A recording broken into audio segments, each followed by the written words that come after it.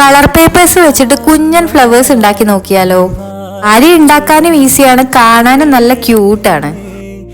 ഇങ്ങനെ 3 പീസ് വേണം ഒരു ഫ്ലവർ ഉണ്ടാക്കാൻ വേണ്ടിയിട്ട്. പിന്നെ മെഷർമെന്റിലൊന്നും വലിയ കാര്യമില്ല, അളവ് മാറുന്നതിനനുസരിച്ച് ഫ്ലവറിന്റെ സൈസ് കൂടും കുറയും, അത്രമാത്രം. വളരെ ചെറിയ സമയം കൊണ്ട് കുറേ ഫ്ലവേഴ്സ് ഉണ്ടാക്കണമെന്നുണ്ടെങ്കിൽ ഇതൊരു ബെസ്റ്റ് ഐഡിയ ആണ് കേട്ടോ.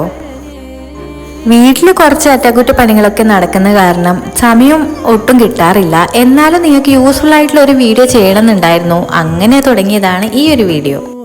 എൻ്റെ വീഡിയോസ് കാണുന്ന കുറച്ച് കുട്ടിപ്പട്ടാളങ്ങളുണ്ട്, അവർക്ക് ഈ വീഡിയോ യൂസ്ഫുൾ ആകുമെന്ന് വിചാരിക്കുന്നു. വെക്കേഷൻ സമയത്ത് പുതുതായിട്ട് എന്തെങ്കിലും ആക്ടിവിറ്റീസ് ഒക്കെ പഠിച്ചവരുണ്ടോ? അങ്ങനെ നമ്മുടെ കിടിലൻ കളർഫുൾ ഫ്ലവേഴ്സ് ഇവിടെ റെഡിയായി. ഗിഫ്റ്റൊക്കെ കൊടുക്കാൻ പറ്റിയിട്ടുള്ള ഒരു ഐറ്റം തന്നെയാണ് കേട്ടോ ഈ ഫ്ലവേഴ്സ്. അപ്പൊ ഇഷ്ടപ്പെട്ടിട്ടുണ്ടെങ്കിൽ ലൈക്ക്, ഷെയർ, സബ്സ്ക്രൈബ് മറക്കില്ലല്ലോ. കമന്റ് ചെയ്യാനും മറക്കല്ലേ. അപ്പൊ നെക്സ്റ്റ് വീഡിയോയിൽ പുതിയൊരു ഐറ്റമായിട്ട് കാണാം. Bye bye.